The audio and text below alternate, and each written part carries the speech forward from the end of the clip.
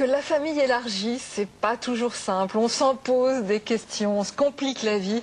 Vous avez été très nombreux à nous demander des choses précises autour de ces recompositions familiales. Alors donc, quelqu'un de très fort sur le sujet est là pour nous répondre. C'est Brigitte Bogucki, bonjour. Bonjour. Alors, vous êtes avocate, spécialiste de toutes ces questions. Je vous mets fortement la pression parce que c'est vrai que nos téléspectatrices haters sont super exigeants. Et c'est un sujet compliqué, donc je vous demande aussi d'être bienveillant de l'autre côté du petit écran. Alors vous êtes prête, le jeu des questions? On va essayer. Brigitte, allez, on y va. Tatiana qui habite à Grenoble. Alors, mon ex-mari peut-il s'opposer au fait que mon nouveau conjoint aille chercher mon fils à l'école? Donc nous sommes là dans une recomposition. Je ne sais pas s'il y a un autre enfant ou pas, mais enfin il est question d'un ex-mari et d'un nouveau conjoint qui est là et qui s'occupe de l'enfant de l'autre. Il s'en occupe, c'est normal et c'est bien. Ouais. Voilà. Donc en clair, l'ex-mari ne peut pas s'y opposer, sauf s'il y avait une dangerosité, un véritable problème de relation entre l'enfant et l'ex-mari, soit une violence, soit un problème de relation difficile, ou même un rejet éventuel.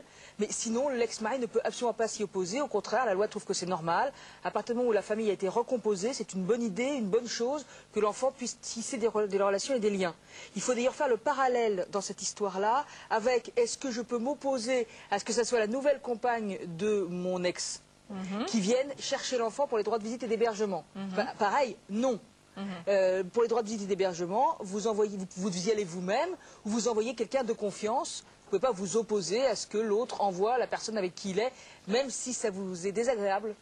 Oui, ce qu'on peut comprendre quelquefois. Oui, oui, absolument. Tout ce qu'on peut conseiller, c'est que si ça ne marche pas, et donc ce qu'on peut conseiller à Tatiana, c'est que si votre ex-mari continue à avoir des problèmes de genre, c'est sans doute qu'il a un problème avec vous et avec sa relation avec vous, alors peut-être une petite médiation familiale. Ah, d'accord, ok. Juste une chose, quand vous parlez de rejet, rejet de l'enfant, mais tout ça doit passer par la justice en bonne et due forme pour marquer le rejet. Alors, ceci étant dit, c'est pas juste un avis, quoi. Non, non, c'est extrêmement grave.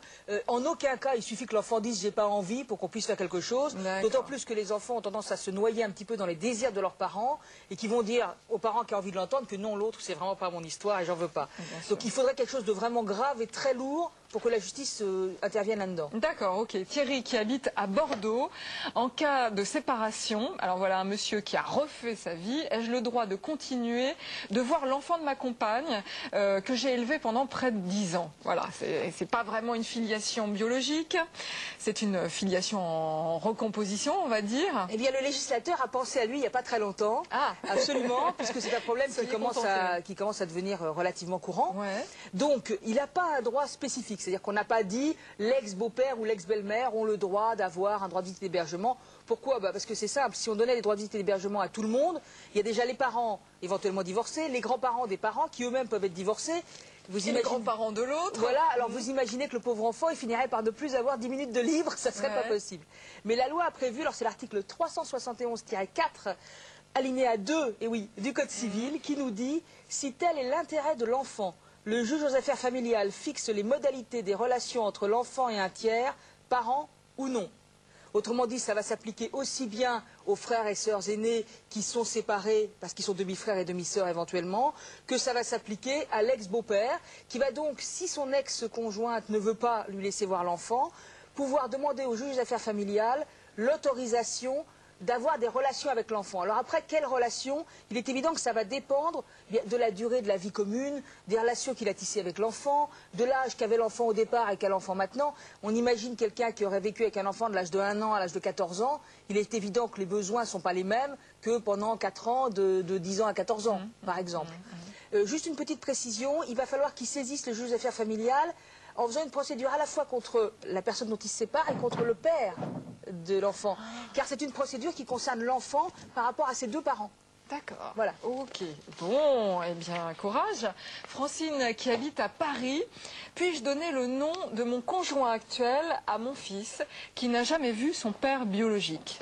Alors, lui donner le nom tel quel, non. Ça, c'est pas possible de dire simplement je vais lui donner le nom. Ce qui est possible éventuellement, c'est que l'actuel conjoint de Francine demande à adopter le fils de Francine. En adoption qu'on appelle une adoption simple, c'est l'article 360 et suivant du Code civil, et là, c'est lui qui doit faire cette démarche. D'abord, c'est l'adoptant, c'est-à-dire le mari actuel. Il n'y a pas besoin d'autorisation du père biologique, Mais attention, ça a quand même des conséquences extrêmement lourdes, cette adoption simple. C'est pas quelque chose qui est juste donner un nom parce que finalement, dans la vie courante, on a le même nom. C'est plus pratique. Les conséquences sont lourdes. Donc, conséquence numéro 1, cet enfant devient l'enfant de ce monsieur. Ce qui veut dire que Madame Francine va devoir partager l'autorité parentale sur cet enfant avec ce monsieur et que l'ancien père n'aura plus l'autorité parentale. Ça veut dire que s'il se sépare, qu'il divorce, etc., eh bien, il aura un droit de visite, l'autorité parentale, une pension alimentaire, tout ce qui ressort de la relation. Ça veut dire aussi que l'enfant deviendra héritier de ce monsieur en cas de décès. C'est quand même donc quelque chose d'important. Et il portera en principe son nom en plus de son nom biologique. Mais dans des cas particuliers, et si on justifie qu'il n'y a jamais eu aucune relation avec le père biologique par exemple, il est possible de demander une substitution du nom du nouveau conjoint au père biologique. Et si l'enfant a plus de 13 ans, il faut son accord, ce qui est une bonne nouvelle, parce que sinon ça lui ferait bizarre de changer. Mais sans ça, c'est tout. Alors, moi, je crois que c'est quelque chose qui est important. Il faut savoir que cette adoption, elle est définitive. Elle ne peut être révoquée que pour des cas graves. Que ça donne aussi à l'enfant un devoir vis-à-vis du conjoint adoptant quand il sera vieux et malade éventuellement. Donc il faut peut-être bien y réfléchir, se poser des questions, se demander si vraiment c'est ce qu'on veut juste pour le nom. Se rappeler qu'en France, on a la possibilité d'avoir des noms d'usage et des pseudonymes. Et que peut-être ça peut être une solution dans un premier temps d'envisager que l'enfant porte le nom de accolé au nom de la mère comme ça, comme un pseudonyme. Ah d'accord, mais ça passe pas par un truc juridique ça? Un pseudonyme comme n'importe quel artiste en a un. Ah oui. Voilà. Patrick Bruel. Oui, c'est un pseudonyme. D'accord. L'enfant a moins de 13 ans et qu'il n'est pas d'accord. Ah bon, on ne lui demande pas son avis. On ne lui demande pas son avis. Bon. Alors, Roland, qui habite à Clichy, qui nous demande quelle démarche entreprendre pour faire de ces beaux enfants ses héritiers. Vous venez un petit peu de... Non, alors, oui, l'une des réponses, évidemment, c'est l'adoption simple que j'ai dit. Avantage, c'est que l'héritage, dans ce cas-là, passe par la voie successorale descendante, c'est-à-dire que c'est ses héritiers naturels, et qu'en conséquence, les frais d'héritage sont relativement faibles, avec des sommes qui ne sont pas à payer en dessous d'un certain montant, etc.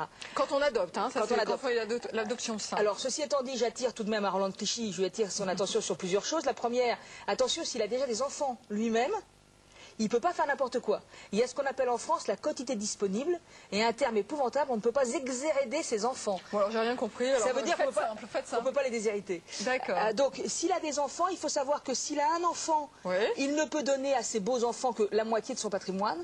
Que s'il a 2 enfants, il ne peut leur donner qu'un tiers, et que s'il a 3 enfants ou plus, il ne peut leur donner qu'un quart. Bon. Donc déjà, ça c'est une limite. Deuxièmement, eh bien, il s'agit pour lui non pas d'héritier direct, mais de tiers complet. Donc il doit faire un testament, il va voir son notaire. Seulement le problème, c'est les droits de succession qui vont être très élevés, puisque c'est des enfants avec qui il n'a aucun lien de droit direct. C'est pourquoi, quand il y a un problème de beaux enfants, on conseille aux gens soit l'adoption simple dont je viens de parler, quelquefois quand on est assez âgé. Alors c'est une procédure judiciaire devant le tribunal, mais s'il y a un patrimoine important, c'est pas ridicule. Soit de prendre des assurances-vie qui éventuellement vont être exonérées de taxes, soit de voir avec son notaire si on ne peut pas monter une SCI ou quelque chose comme ça. C'est compliqué parce que le principe, c'est pas seulement le don dont on a bien compris qu'il était plein d'amour. Le principe, c'est les taxes fiscales qui sont de 60%, ce qui est quand même beaucoup. D'accord, ok. Alors ça, c'est encore un autre sujet, les taxes fiscales. J'y arrive aujourd'hui. Brigitte, merci beaucoup.